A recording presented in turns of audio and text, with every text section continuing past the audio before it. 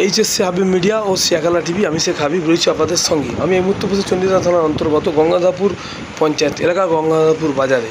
আজকে দিন কিন্তু নতুন করে শুরু হয়ে গেল দুয়ারে পুলিশ। আপনাদেরকে আর থানায় যেতে হবে না, একেবারে আপনাদের যা অভিযোগ আছে আপনারা এসে দেন দুয়ারে পুলিশ, দুয়ারে বা ক্যাম্প, সেইখানে এসে যোগাযোগ করুন, এসে আপনাদের অভিযোগ দিতে পারেন। আপনারা ভিডিওটি শেষ পর্যন্ত দেখুন, স্কিপ করবেন না। আপনার মূল্যবান মতামত কমেন্ট বক্সে জানাবেন। আমি গঙ্গাধাপুর গ্রাম পঞ্চায়েতের অধীনে গ্রাম কুমড়াগড়ি গ্রাম। আমরা বিগত 45 বছর বাড়ি করে আছি। গঙ্গাধাপুর গ্রাম পঞ্চায়েত বা গ্রামের সব আমার নথিপত্র থাকে। আমার যে বাড়ির মেন বেরোনি আজ প্রায় 3 বছর আটকে দিয়েছে পুলিশ প্রশাসন। প্রধান আমার যে জায়গার সম্পত্তি ছিল পুলিশ প্রশাসন আর দিয়ে ভেঙে দিয়েছে, কিন্তু সেই ব্যক্তি এখনও বেরোয়নি। আমরা এখনও পর্যন্ত পরের জায়গাতে বেরোচ্ছি, এখনও বেরোতে পারছি না। প্রায় 3 বছর। সেই নথি আমার কাছে সব আছে। চণ্ডীতলা থানার পক্ষ থেকে সব গিয়েছি, করেছি। না, পুলিশ প্রশাসন এসে করেছে। পুলিশ প্রধান প্রধান দাঁড়িয়ে করেছে। পঞ্চায়েত প্রধান দুটোকেই ভেঙেছে, কিন্তু তারপরে আমারটা এখনও খোলা আছে। আমার বাড়ির বেরুনি কিন্তু এখনও নেই, এখনও অন্যজনের জায়গা দিয়ে বেরোচ্ছে, অন্যজনের জায়গা দিয়ে এখনও বেরোতে পারেনি। আমার ছেলে স্কুল যায়, তার বিশাল সমস্যা। তার নথিপত্র আমি দিয়েছিলাম, বিডিওকে জানিয়েছিলাম, থানা কিন্তু কোনো স্টেপ নেয়নি। আবার সেই ব্যক্তি আমার প্রধানের নামে উভয় দুজনকে নামে কেস করেছে। কেস এখনও নথিপত্র আছে, চলছে। সেই জন্য আমি এখানে এসেছি, যদি কিছু সাহায্য পাই, কেন এনাদের জন্য অনেক দ্বারস্থ করেছি। দেখি, সেই জন্যই তো আশা নিয়ে এসেছি। না, আমি এখানে থাকি না। আমি বিগত পরিযায়ী শ্রমিক। আমার বৃদ্ধা মা বা আমার ফ্যামিলি থাকে, সেই নিয়ে করেছে। কিন্তু প্রধান সাহেব থেকেই করেছিলেন, কিন্তু প্রধান সাহেব বা যে পুলিশ গিয়েছিল তার আর কোনো কিছুই, আমি অনেকবার গেছি, কোনো সমস্যা নেয়নি। তার জন্য আমি এখানে এসেছি, যদি পাই দেখ। অসীম দে, কুমড়াগড়ি গ্রাম। আমার নাম মথুরনাথ অম্বল। আমার এখানে হেঁড়িয়াজ কামারশাল চৌমাথায় একটা বালিকা বিদ্যা মন্দির আছে। ওই বিদ্যা মন্দিরে সকাল 10টা থেকে 10:30 নাগাদ ছাত্রীদের পারাপার করতে খুব অসুবিধা হয় এবং যে কোনো মুহূর্তে অ্যাক্সিডেন্ট হওয়ার সম্ভাবনা আছে। এখানে যদি ওই সময়টা যদি সিভিক পুলিশের ব্যবস্থা করা হয় এবং ওই ছাত্রীদের যদি পারাপারের ব্যবস্থা করা হয়, তাহলে ছাত্রীরা খুব উপকৃত হবে এবং এই এলাকাবাসীকে উপকৃত হবে।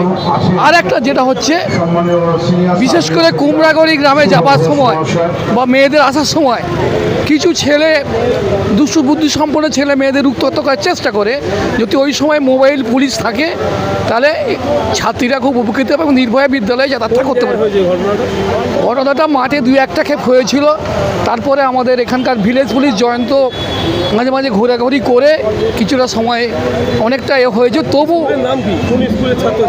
সুতাপ্রসাদ বালিকা বিদ্যা মন্দির, এরা ছাত্রীরা তাই নির্ভয়ে যাতায়াত করতে পারে, আসা যাওয়া করতে পারে। খুব উপকৃত হবে এলাকাবাসী এবং আমাদের স্কুলের ছাত্রীবৃন্দ। আমার নাম হচ্ছে মথুরনাথ অম্বল। আমি একটা দলের প্রতিনিধিত্ব করি, তৃণমূল কংগ্রেসের সহসভাপতি গঙ্গাধাপুর অঞ্চলের। স্কুলের একটা সময় আমি সদস্য ছিলাম, প্রাক্তন সদস্য।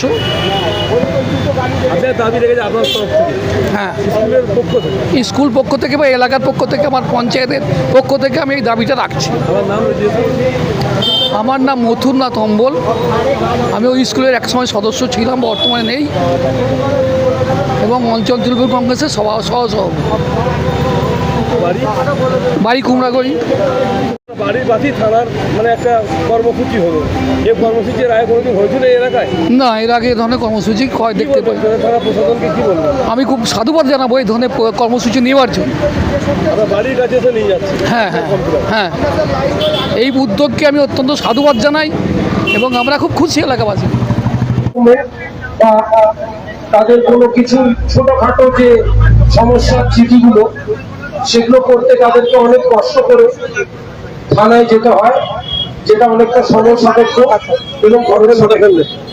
এছাড়াও ছোট ছোট কমপ্লেন যেমন সাইবার ক্রাইম, তাছাড়া আমরাও বিভিন্নভাবে ব্যস্ত থাকার কারণে এখানে যথাযথ সময় দিয়ে যে সচেতনতা আমরা সহজে করছি সব জায়গায়, দূরবর্তী এলাকায় পৌঁছাতে দেরি হয়।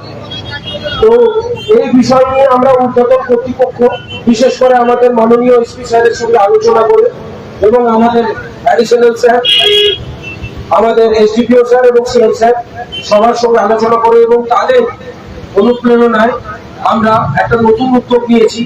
এবং আপনারা শুনে গর্বিত এবং আনন্দিত হবেন যে চণ্ডীতলা থানায় এই প্রোগ্রাম বিভিন্ন এলাকায় হবে এবং গঙ্গাধরপুরের এই বাজার এলাকা, গঙ্গাধরপুর গ্রাম পঞ্চায়েতের থেকে চণ্ডীতলা থানা প্রথম শুরু করলো, যেটা হচ্ছে পপ আপ পুলিশ স্টেশন বা ভ্রাম্যমাণ থানা, যা আপনাদের বিভিন্ন পরিষেবা যেটা তাৎক্ষণিকভাবে দেওয়া যায় সেটা আপনাদের সামনে নিয়ে এসেছে। এই প্রোগ্রাম সন্ধ্যে 6টার থেকে রাত্রি 9টা অবধি হবে।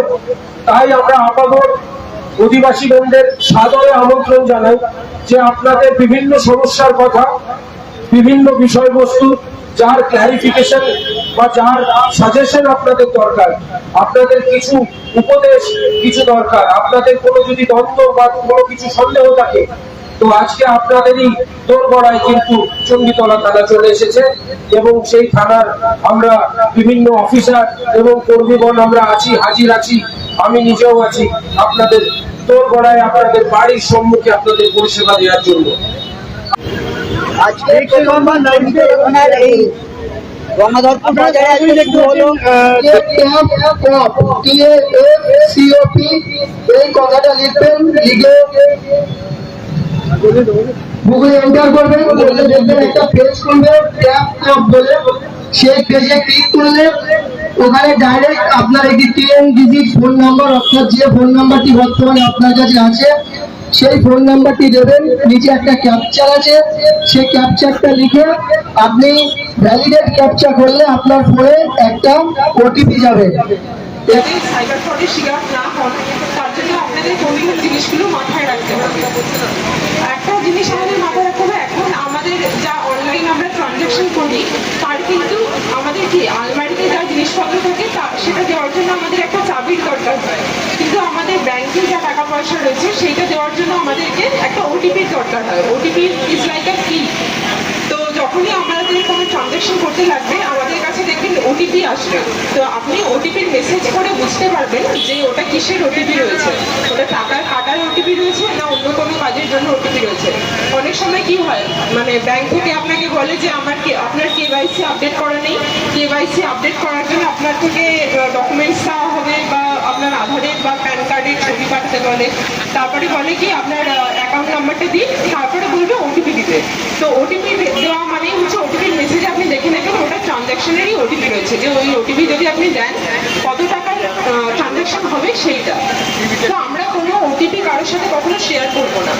একটা জিনিস মাথায় রাখবেন, আমরা সবাই এখন সোশ্যাল মিডিয়াতে অ্যাক্টিভ রয়েছি, আমাদের হোয়াটসঅ্যাপ, ফেসবুক, মিনিমাম জিমেল তো আমাদের সবারই রয়েছে, ইনস্টাগ্রাম অ্যাকাউন্ট রয়েছে। আমরা কি করব, আমরা ওই আমাদের যে অ্যাকাউন্টগুলো রয়েছে সেগুলো আমরা 2 স্টেপ ভেরিফিকেশন অন করে আমরা আমাদের অ্যাকাউন্টগুলোকে সিকিউর রাখবো। আর আমাদের অ্যাকাউন্টে যেগুলোতে পাসওয়ার্ড দেওয়ার ব্যাপার রয়েছে সেগুলোতে আমরা একটা স্ট্রং পাসওয়ার্ড দেবো। স্ট্রং পাসওয়ার্ড কীভাবে দেবো, একটা স্ট্রং পাসওয়ার্ডে সবসময় ক্যাপিটাল লেটার থাকবে, স্মল লেটার থাকবে, একটা নাম্বার থাকবে আর স্পেশাল ক্যারেক্টার থাকবে। এইগুলো দিয়ে আমাদের স্মল একটা স্ট্রং পাসওয়ার্ড তৈরি হবে। আর কখনো কোনো পাসওয়ার্ড আমরা নিজেদের নাম, date of birth, phone number এইসব দিয়ে কখনো আমরা কোনো পাসওয়ার্ড সেট করবো না। 3 নম্বর বলবো, কোনো আননোন লিঙ্কে আমি ক্লিক করবো না। ঠিক আছে, অনেক সময় আসবে কি আপনার ফোনে বা কোনো ওয়েবসাইট সার্চ করছেন, হঠাৎ করে কোনো পপ আপ লিঙ্ক এলো, ঠিক আছে, ওই লিঙ্কে হয়তো দেখাচ্ছে আপনার কোনো একটা লোভনীয় অফার দেখাচ্ছে, তো ওরকম কোনো লিঙ্কে আমরা ক্লিক করবো না। আমরা কি করব, যে ওয়েবসাইটের লিঙ্ক বা অ্যাডভার্টাইজমেন্ট দেখাচ্ছে আমরা ডাইরেক্ট ওই ওয়েবসাইটটাকে টাইপ করব বা ওয়েবসাইটে যাব, গিয়ে ওখান থেকে আমরা দেখব কি অফার রয়েছে। আননোন লিঙ্কে আমরা ক্লিক করে কোনো রকম মানে করবো না, কারণ তাতে কি হবে আমাদের ফোনের অ্যাক্সেসটা অন্য জায়গায় চলে যাবে। প্রথমে আমরা গুগলে গিয়ে সার্চ করব আমাদের ই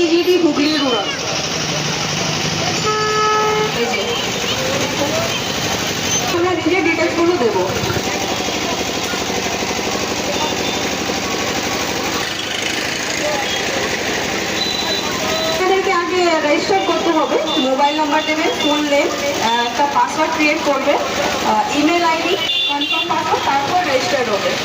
যখন রেজিস্টার করবে